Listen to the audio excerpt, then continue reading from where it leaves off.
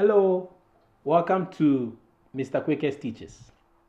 Now, in this lesson, I'll be analyzing one of the 15 poems for the IGCSE anthology at the bus station by the poet Julius Chingono. Now, just a brief note about the poet. Julius Chingono was born in Zimbabwe in 1946.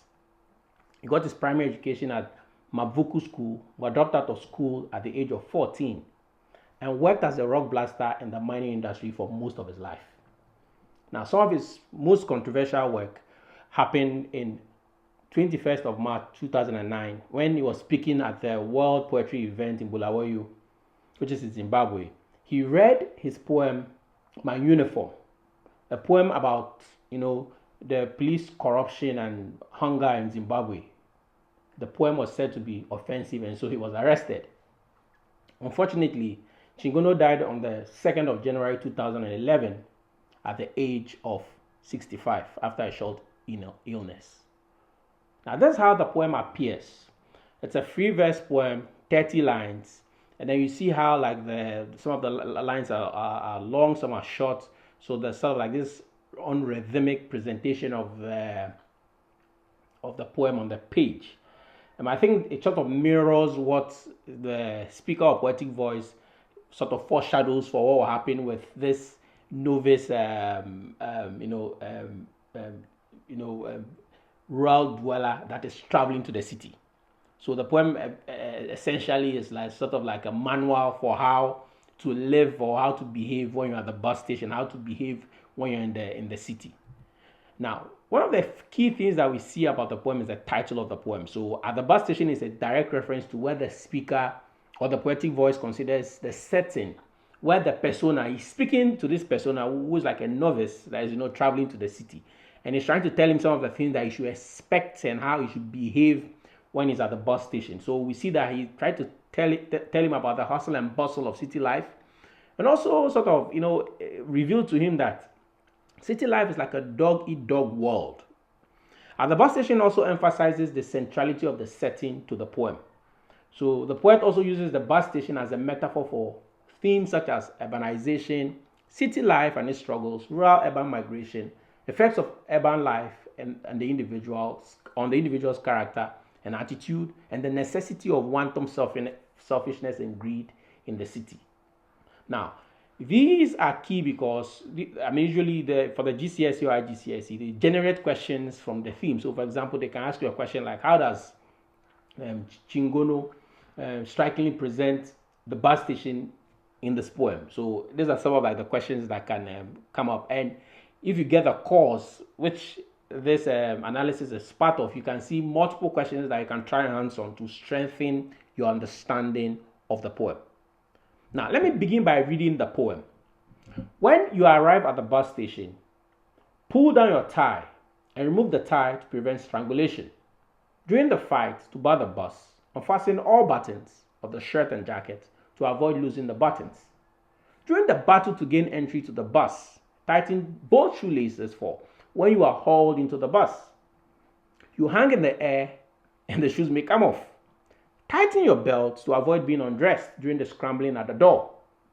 Remove your spectacles and hold tight to someone until you are in the bus.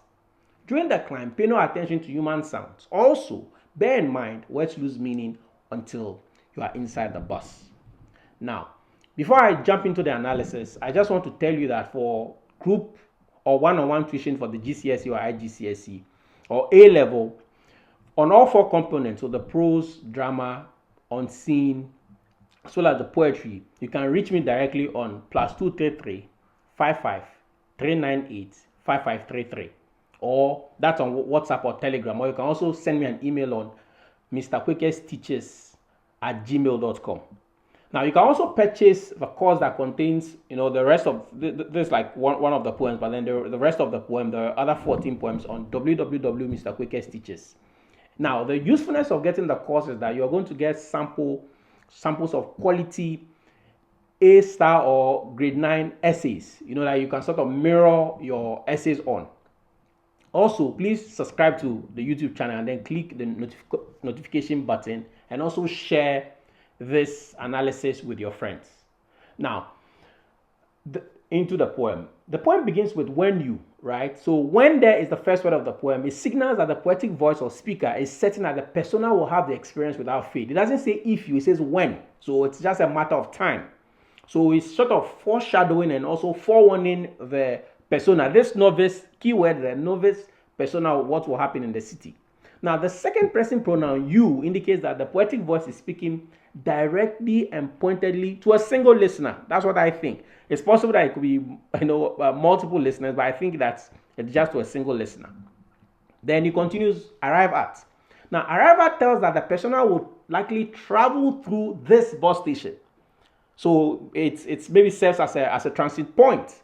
Now, for the bus station, which is part of what we saw in the title of the poem, the bus station could be a reference to the place where people board buses, so to different areas. Now, the poetic voice or the speaker does not mention the name of the bus station because in my mind, I think because he thinks that the place has such a reputation that his listener or the person who is speaking to this novice traveler who lives maybe in the rural area and is traveling to the city would know what he's talking about. Now, there's also a figurative meaning for the bus station, not just the literal meaning, but then in my mind, there's a figurative meaning. And in literature, if you're checking out the AOs for the GCSE, AO1, 2, 3, and 4, you see that the key thing about it is not just the literal meaning, but also the deeper meaning of the text. Now, the bus station figuratively may also be a metaphor for the quintessential or the best manifestation and characteristic of city life, and the troubles and challenges of living in an urban area or of urbanization. Now, although the poetic voice does not make any reference to rural living, he doesn't mention that. In my mind, I think that he's speaking directly to this rural dweller who's traveling to the city for the first time. So he wants him to know that, yes, you're inexperienced about the challenges of city life or what's going to play out in the bus station, but these are some of the things that will play out. Now, in lines 3 and 4, we see that the poetic voice gives the persona two advice on how he should deal with the first thing, his tie. Now, advice 1, he says, pull down your tie. Now, the tie for me is a symbol or a metaphor for professionalism and formality. I mean, today in 2025, we are not very used to people wearing ties, but then in that period, that's something that most people would wear. So it's like a symbol or a metaphor for professionalism and formality. Now, the literal meaning of pull down your tie could be that the poetic voice is telling this novice traveler that losing the tie around your neck. Because if someone grabs onto it, it could be used to kill you. But then figuratively, when he says pull down your tie, it's possible that he's telling this or admonishing this persona that tone down or remove all overt signs of formality. So tone down on it. Don't be too formal in the city, because when you act too formally, people will think that you are weak. And so they are going to, dog eat dog walk. They are going to see you as something that can be, that is there for the taking.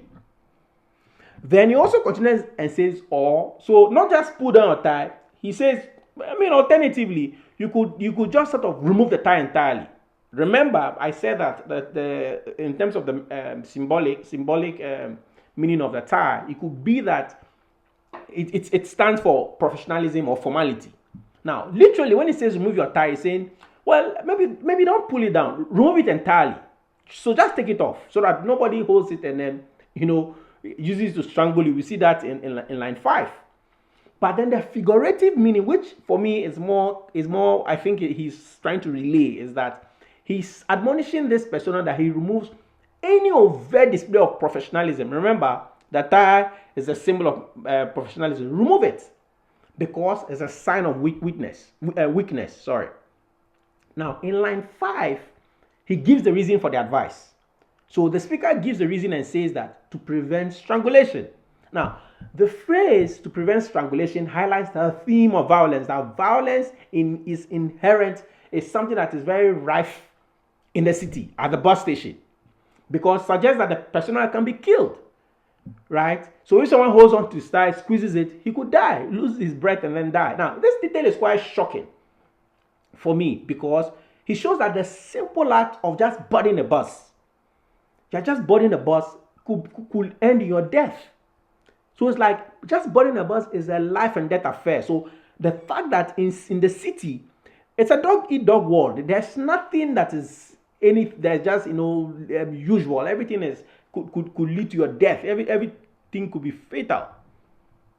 Now, figuratively, to prevent strangulation, maybe the speaker or the poetic's voice way of telling the persona that, see, professionalism, acting out professionally, could be the metaphorical tie that can be used by people in the city to kill your career or to impede your progress. So do not be too professional. Don't be all nice and formal and good to people like the way you're doing in this rural setting. Be more wicked of sorts, or be more barbaric. Don't show any signs of professionalism.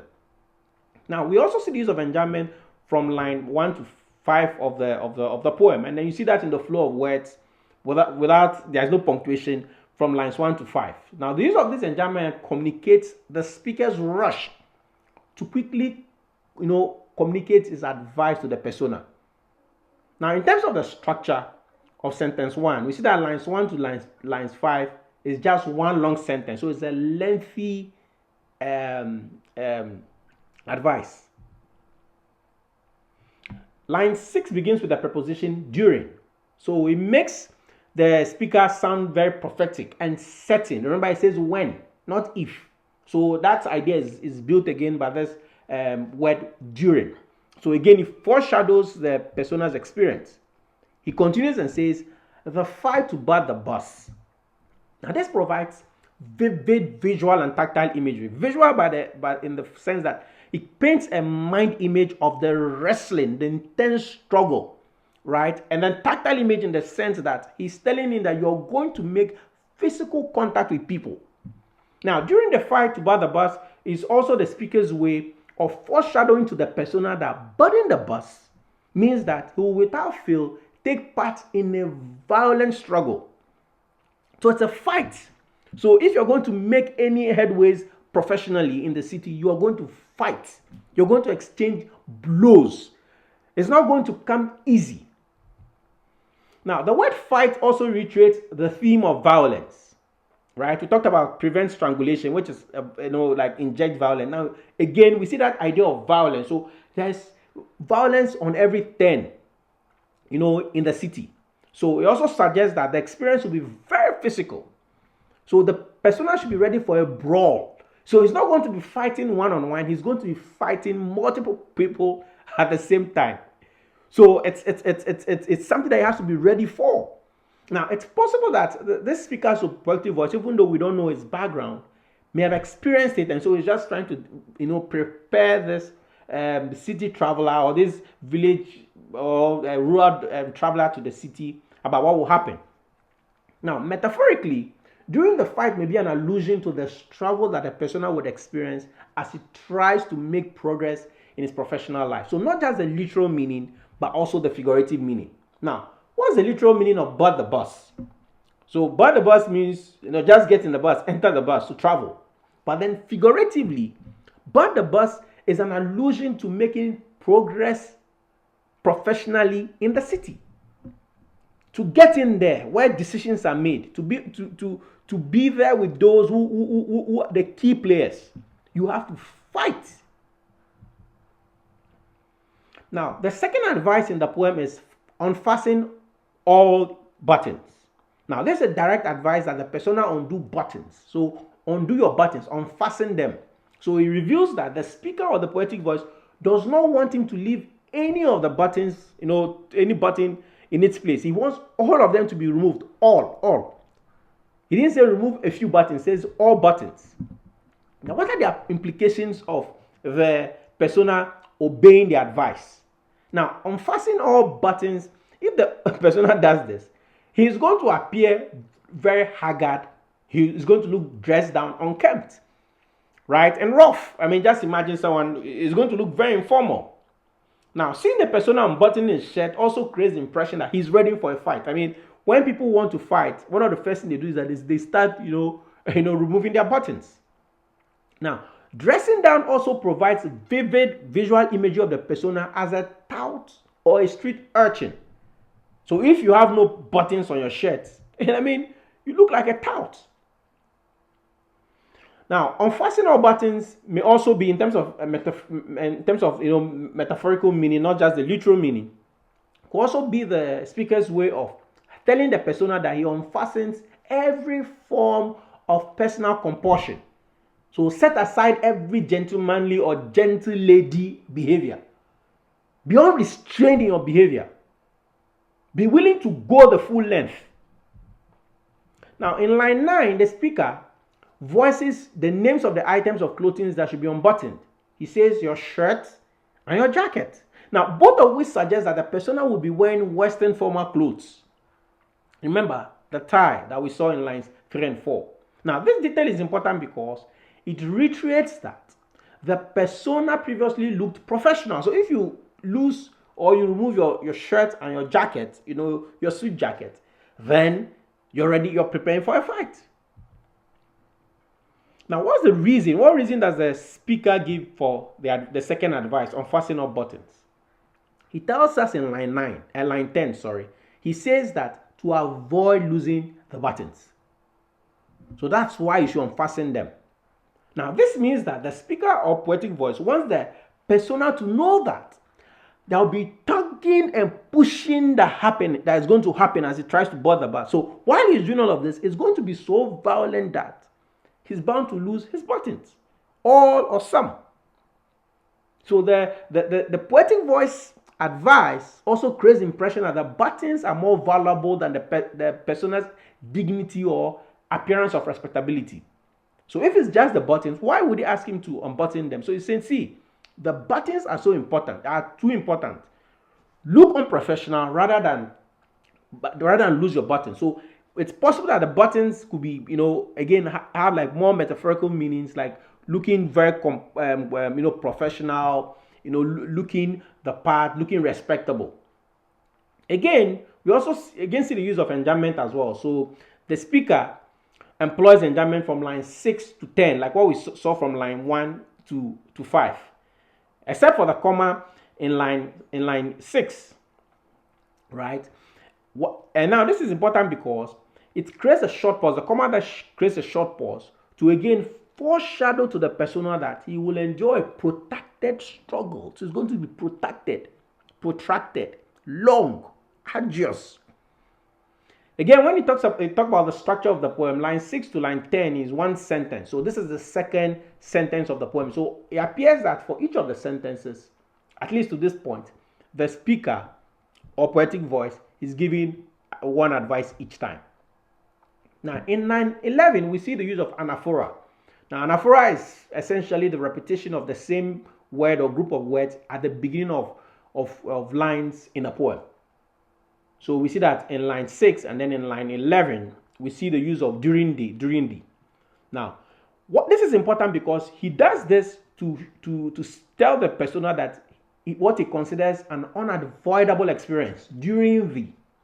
So it's prophetic, right? To foreshadow what the persona is going to experience. Now, initially in line 6, he had mentioned fight. But now he says battle. So battle here suggests that the persona will struggle tenaciously. So we see that fight, he's using like a more powerful verb, battle. Battle has like more potency in terms of its power than fight. Again, the word battle here provides vivid visual and tactile imagery that the persona would have to endure a sustained fight with weapons, is going to engage with a large opposition. And then he continues in the next line to gain entry. So this is a formal phrase. He injects formality there when he says to gain entry. So to be able to get in, you're going to battle. So you have to be ready to surmount obstacles to get in the bus. Now we also see the repetition of the word bus here as well. So this is the second repetition, apart from what we see, in the title when it says at the bus station. Now the speakers repeat the bus for the second time, which emphasizes its importance. So the bus is very, very important. So it emphasizes its importance and again reiterates that it is the ultimate destination or achievement. So this novice traveler should not forget it. The bus, getting into the bus is the ultimate achievement. Then in line 14, he gives him the third advice. He says, tighten both shoelaces. So this admonishes this persona to ensure that both of his shoes are firmly tied to his feet. It's also a coded way of telling the persona to be ready for an intense physical struggle. So tighten both shoelaces. So it's not like just tight. Tighten it. Let it be very fastened to your feet. Now, he gives again the reason. So he doesn't just give advice, but then the speaker gives the reason for the advice. So this is the advice, the reason for the advice 3. It says, for when you are hauled into the bus. I mean, it's quite phenomenal the way he describes just, the entry into the bus. Now, the comma after the word for creates suspense. So it says shoelaces for. Then there's this short space, brief pause. Now it creates suspense, and I suspect it would have made the personas, had to beat a bit. And it now says, when you are hauled into the bus. So this communicates that the speaker, again, sounding quite certain and prophetic, is again telling him that, see, it's going to be violent. So you see that he does not relent in this prediction of coming violence and the fact that this listener has to be ready for it. Then we also see the repetition of you as well. This is one of the key devices that Chingono uses in the poem. So he again repeats the second person pronoun you. So it's like this advice is for you. It's tailor-made for you. It's not a general kind of thing. It's something that you have to be ready for. So he repeats you the second time, which reiterates that he's communicating to the persona about what he's going to experience directly. A personal prophetic experience. Now, in line 15 ends with the word hauled. Now, hauled there provides vivid visual imagery of the persona being dragged. Because if you're hauled, it means you're being held quite strongly and you're being dragged. And then you're tossed into, the bus like a sack. That essentially is what he's telling him. You're going to be thrown into the bus like a sack. Hauled also tells us that it's going to be rough, very physical. People are going to make physical contact with him. It's going to be contentious, and then he's going to be manhandled by others. So you're going to be hauled like a sack, something of no importance. Then again he repeats into the bus. This is the third repetition of the bus. Again, to tell this novice traveler that is the ultimate destination. Whatever you do, don't lose sight of the ultimate destination, the interior of the bus. Now in line 17 and 18, he provides more details about that the persona will experience as he tries to board the bus. So this is when the poetic voice says, you hang in the air and your shoe may come off. This is the third repetition of you. So again, he's trying to tell him the very personal nature of the experience. It's very, very personal. It's something that is going to happen to you. Now in line 17, when he says hang in the air, it communicates that the persona will levitate. He's going to be floating helplessly off the ground. Now he also provides vivid visual imagery of both his feet off the ground. So the persona's feet, both of them are going to be off the ground. And he also suggests that you feel like it's like wrestling match where his competitor lifts him completely off the ground.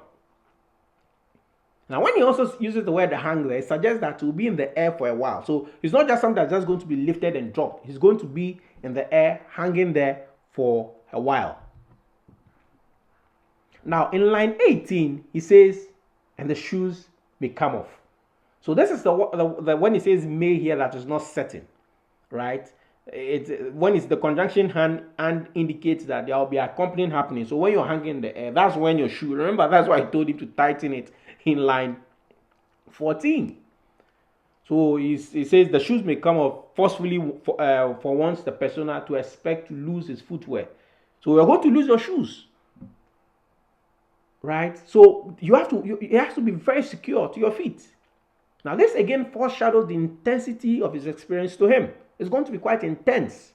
However, like I've already alluded to, the word may somewhat dampens the certainty of it happening. So it may or it may not happen. The fourth advice he gives the persona is tighten your belt. So this admonishes the persona to make his trousers more secure by tightening his belt. So just like he said for the shoelaces, he's also advising that he tighten his belt. Now, again, we see the use of anaphora as well. This time, the word tighten. So this is the second time that we see it. And then we also see the repetition of your as well. So the poetic voice repeats the second person pronoun your, which is like a possessive pronoun, for the second time in the poem in reference to the persona to emphasize his ownership. So these are your items. You have to be responsible for them. You have to guard them with jealousy. Don't expect help from anybody. You have to do things by yourself. In line 20, he gives him the reason for the advice, like we've seen previously. Right? He gives the reason for the advice. He says, tighten your belt to avoid being undressed. So being undressed is the formal way of saying being stripped naked. So I see that increasingly, he moves to different aspects of this novice traveler's attire. So avoid being undressed is an important advice that the persona has to heed, because if it happens, it will be an embarrassment. So do not allow people to undress you, to make you naked in your professional life. As much as possible, try to guard your privacy. Now, the question is, when is the persona likely to be stripped naked? Right? We see that in lines 21 and 22, when he says that during the scrambling at the door. So it's almost entering. So as it gets closer, it becomes more and more arduous and difficult. Then again, we see the use of the anaphora during for the third time. So he repeats it here again to again foreshadow, to repetition. It's like when you're dealing with an older person and they begin to repeat something. They are trying to emphasize to you the importance of what they are saying. Now we also see the use of a powerful verb here. So we saw the word fight, we saw the word battle. Now we also go to see the word scrambling.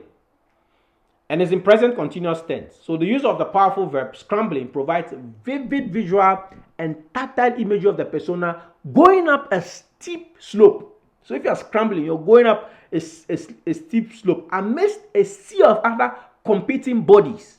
So it's a competition. And everybody is jostling with their hand and their feet to board the bus. So it's quite intense. Now, the use of the present continuous tense scrambling creates the impression that it is happening live. You're going to see it live and direct. Now, at the door communicates that the persona is very close to achieving his goal. So it's at the cusp of boarding the bus. It also communicates that the persona is in a very contentious and crowded point of his ordeal or his experience at the door. That's like the key place. You are just about to enter. You are there, almost there.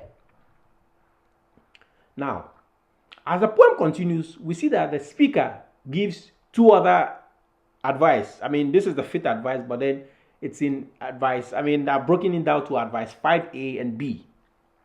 Right? So in lines 23 and 24, the speaker or the poetic voice issues twin advice. It says, remove your spectacles. So the mention of spectacles signals that the persona has maybe an eye problem, and also is likely using, the spectacles to aid or improve his sight. Then we see the third repetition of your.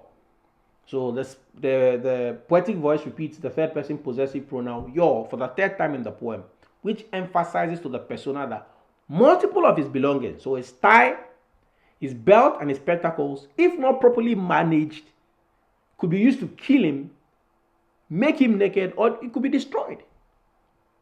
So your tie could be used to kill you, your dress could be removed, and then you're going to be naked, or your spectacles could be destroyed, which invariably is going to affect your ability to see. Now, let's look at the literal and metaphorical meanings of the advice in 5A. So remove your spectacles. So the speaker or poetic voice may also be issuing this command because Some people consider anyone that wears glasses as a nerd. So that's like the picture that I get. It's possible that, this um, rural dweller, when he goes to the city with his glasses, it's going to be assumed that he's a nerd, and then people are going to think that he's weak. That's the kind of idea that people have about people who wear glasses. I mean, especially in those settings. So he's asking him that he removes it because it's an overt show of weakness. So remove it. So that's like the metaphorical meaning. But then, now this is the only advice that the speaker of poetic voice does not provide a reason for. So he does not tell us why he wants this gentleman to remove his spectacles. I mean, when he talks about the tie or other portions, he gives the reason. But here, he doesn't give the reason. It's possible that he does not do that because he thinks that it's going to be self-evident that, if you don't remove your glasses, it's going to break and it's going to affect your ability to see. Now, let's move to advice 5B. In advice 5B, it says, and hold tight to someone. So when you immediately remove your glasses, then hold tight to someone. So this and there suggests that both actions should be carried out simultaneously. So don't remove your glasses and hang around. Immediately you remove your glasses and hold on to someone. And when he says hold tight to someone, it's admonishing the persona to seize someone in a dead grip. Because if you're holding tight to someone, it's almost as if you're drowning. And so hold on to this person, gain balance, support, and propel yourself forward. Be selfish. This advice also provides vivid visual imagery of a drowning person choking someone else as a way to stay alive. So hold tight to someone. Do not let them go. Be selfish. Think about only yourself. Now, metaphorically, hold tight to someone. The advice suggests that the speaker, so poetic voice, is telling the persona to be selfish, see people as a means to an end. Just think of these people, wherever you see at the bus station, as a means to an end. So the speaker's reference to the person that should be held as someone. So he says hold someone. He doesn't talk to them as, he doesn't say hold on to a human being. He says someone. He's trying to create the impression, or the impression that I get is that he is thinking that the person is a tool. This someone is just a tool to just use them. So be selfish. When you go to the city, use people, hold tightly to people, use them for your own means. He gives the reason why he's giving him that advice. In line 25, it says, he tells him, until you are in the bus. So when you go to the city and you're dealing with people, hold tight to them until you get into the bus, wherever the bus may mean, wherever the bus may mean metaphorically. Until tells that if the person is not in the bus, so this persona, if you're not in the bus, don't unhand or let go of whoever you're holding on to. Don't unhand or let go of anybody. Be selfish until you've achieved whatever you want to achieve from them. Again, we see the use of repetition as well. So the speaker again repeats the second person pronoun you to emphasize the persona, the personal nature of his experience and his need to be selfish. Again, see the use of preposition as well when he says in. So until you are in. So it sort of imagines that the persona is in the bus, which again, at the rate of sounding like a broken record, is like the ultimate achievement. So he repeats the bus a fourth time to quadruply, for the fourth time, emphasize its importance to the persona and communicate to him that boarding the bus is the epitome of his achievement. In line 26, the speaker again repeats during the as the first two words in the line for the fourth time in the poem. So again, to quadruply emphasize the progressive nature of the persona's experience. So remove your tie to gain entry into the bus. As you are at the gate, that's like this is the fourth time that he's doing that when he says during this. So again, quite prophetic and sets it that this is going to happen. Now, he uses the word climb. During the climb, line 26, communicates the arduousness of the persona's experience. And also tells that as a matter of necessity, he has to exert the effort of a mountaineer. You know, climbing mountains are quite difficult. So you have to think like a mountaineer. You are climbing.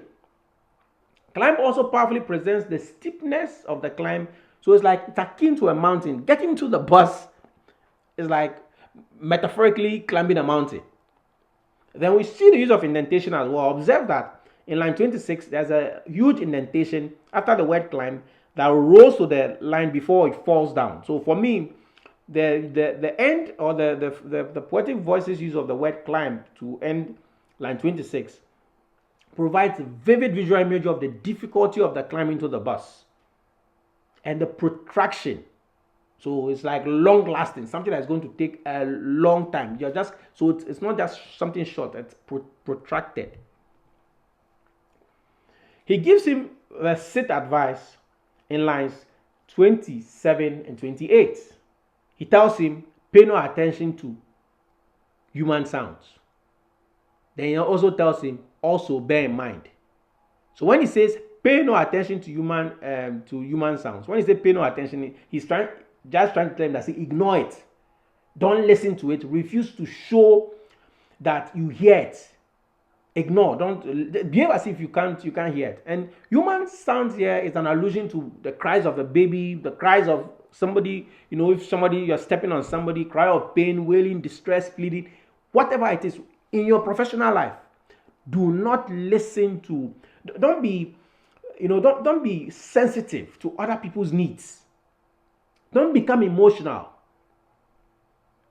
Be like a bear, be bullish and do not care.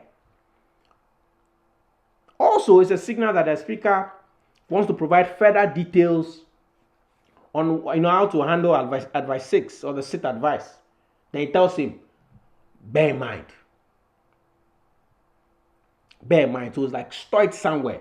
So it's an admonition to the persona to be insensitive to what other people say. Words lose their meaning. So don't listen. What they are saying, forget about it. The what they are saying does not mean what they are saying. It has no meaning. Help does not mean help. Help means something else. It could be like maybe it doesn't have the meaning that it has in the normal world and natural world. Behave like a beast.